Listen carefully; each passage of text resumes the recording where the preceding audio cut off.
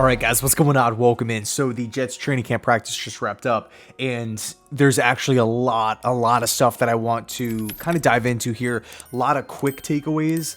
But I think the first thing that needs to be talked about is the offensive line for a second.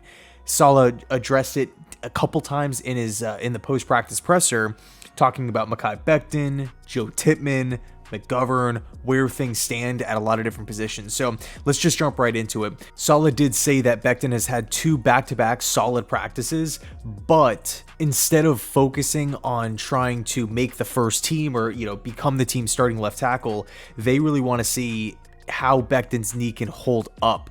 Really like throughout a game, right? They're taking it one day at a time. It's more so, can he get through a practice, from start to finish, no problem? Can he get through a game, start to finish, no problem? So I think it really seems like it's a slower approach. It's let's not rush this thing. Obviously, he's missed so much time.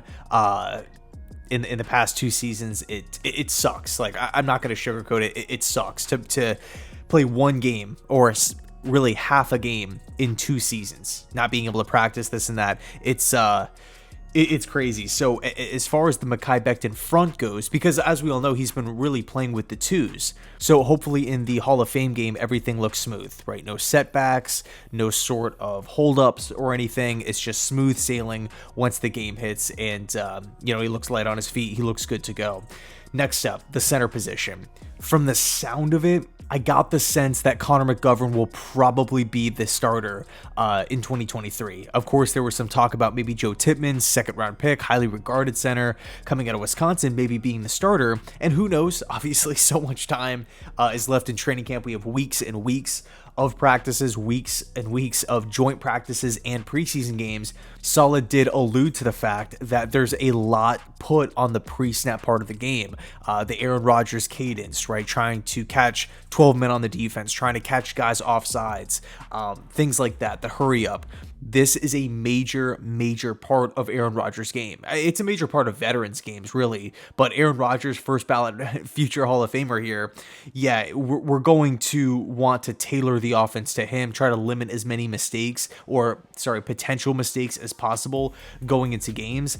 And if they feel like Connor McGovern, the veteran here, gives them the best shot at pass pro, at run blocking, overall point out the defense, and just help Rodgers at the center position, in that section of the game, then I feel like that should be the necessary route. Wes Schweitzer actually got some time as a starter today, and supposedly it did not go all that great. Apparently it was reported 2 missed snaps that ruined plays, and overall the defensive line was just getting after Rodgers. There were a couple would-be sacks.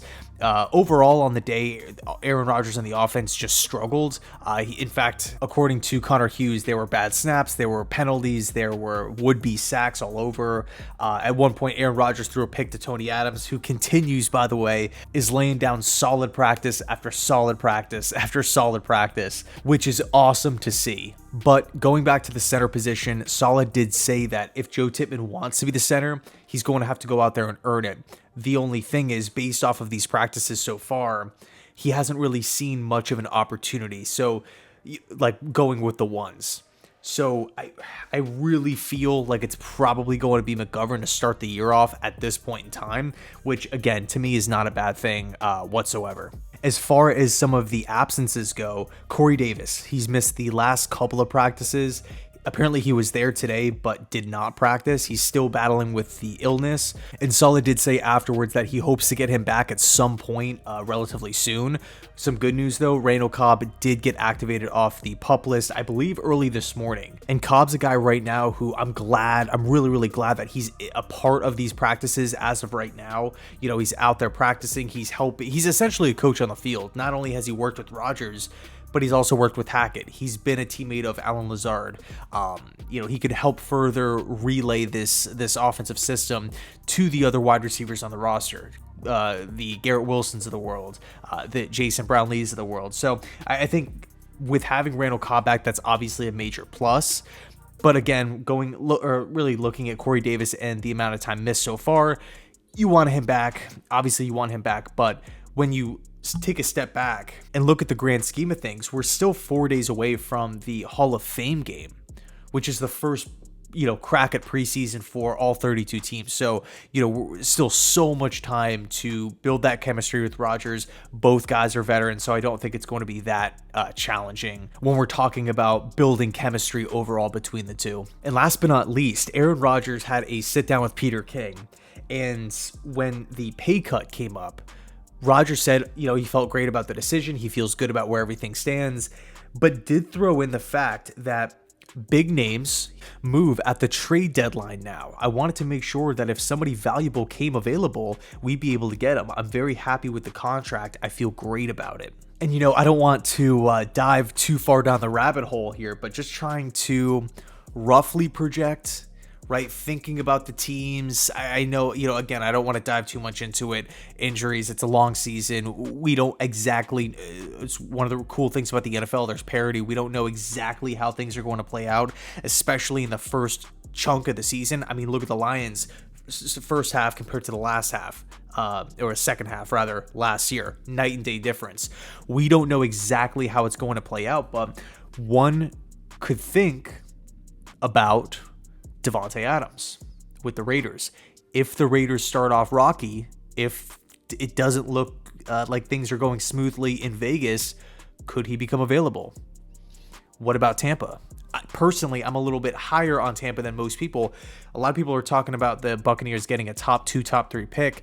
I just feel like they have too much talent to be that bad. I look at the cornerback tandem, I look at the wide receivers, I look at the D-line, Vita Vea, you got Canty coming in from Pitt, you have Shaq Barrett off the edge, Winfield at safety, Devin White at linebacker. I mean, there's so much talent on Tampa Bay. I don't want to rule them out, but, if they're...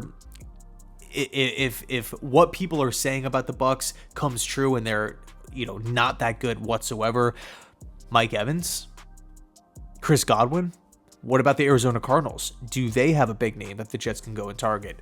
I don't want to play the hypothetical game or speculate too much as of right now. I mean, it's July 31st, but no, it was made known by Rodgers. This could be something to look into here. So anyway, let me know your thoughts down below in the comment section. Thanks so much for watching. I really appreciate it. And as always, go Jets.